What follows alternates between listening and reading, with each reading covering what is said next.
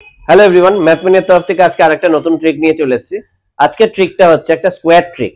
Square ট্রিকটায় আমরা দেখতে পাচ্ছি এরকম বিভিন্ন নাম্বার 57 স্কোয়ার, 42 স্কোয়ার, 59 স্কোয়ার, এগুলো রাফ তো আমরা ইউজ করে খুব ইজি ভাবে বলে দিতে পারবো, কিন্তু রাফ না ইউজ করে উইদিন সেকেন্ড কি করে আমরা বলবো, তো খুব ভালো একটা ট্রিক আজকে জানবো।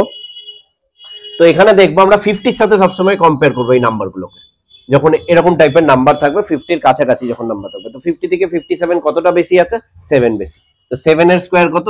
49। এবার কি করতে হবে, আমাদের 25 নিতে হবে। 5 এর স্কোয়ার মানে 25।